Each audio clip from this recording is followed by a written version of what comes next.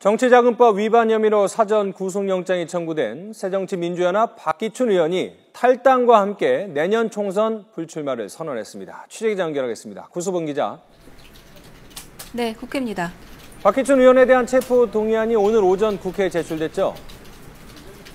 네, 그렇습니다. 정부가 오늘 오전 박기춘 의원에 대한 체포동의안을 국회에 제출했습니다.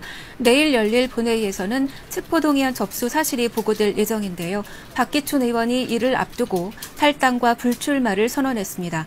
박 의원은 기자들에게 배포한 보도자료를 통해서 당이 어려운 상황인데 자신의 불찰로 인해 오히려 당에 누가 되고 있다며 그 이유를 밝혔습니다. 그러면서 향후 재판에 성실히 임하겠다는 각오와 함께 본인은 군복무 기간을 빼면 평생 고향이자 지역구인 남양주를 떠난 적이 없다는 점을 강조했습니다.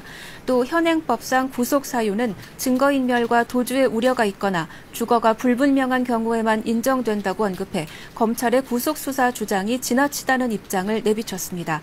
내일 본회의에서 체포동의안 접수가 보고되면 국회는 이로부터 24시간 이후 72시간 이내에 표결 처리해야 합니다. 여야 원내수석 부대표는 오전 회동에서 이 문제를 논의했지만 원론적인 입장만 교환했을 뿐 구체적인 일정은 잡지 못했습니다. 새누리당 조원진 원내수석은 국회법에 따라 오는 12일이나 13일 가운데 하루 원포인트 본회의를 열어 처리하자고 주장했지만 새정치연합 이춘석 원내수석은 일단 내일 본회의 보고를 받은 뒤에 국민 눈높이에 맞춰 협의하자는 유보적인 태도를 보인 상태입니다. 네, 박기춘 의원의 체포동의안이 언제 어떤 방식으로 처리될지가 관심일 텐데요. 일단 여야는 8월 임시국회 의사 일정도 합의를 했죠? 그렇습니다. 8월 임시국회 의사 일정을 협의하기 위해서 여야 원내수석 부대표가 오늘 오전 11시부터 회동을 가졌습니다. 회동은 1시간 반가량 진행이 됐는데요. 오늘 회동에서 여야는 이번 임시국회 회기를 오는 7일부터 31일까지 하기로 합의를 했습니다. 또 세월호 참사 특별조사위원회 위원 선출안 건과 메르스 사태 관련 감사 요구안 등 법률안과 결의안 총 5건을 처리하기로 했습니다.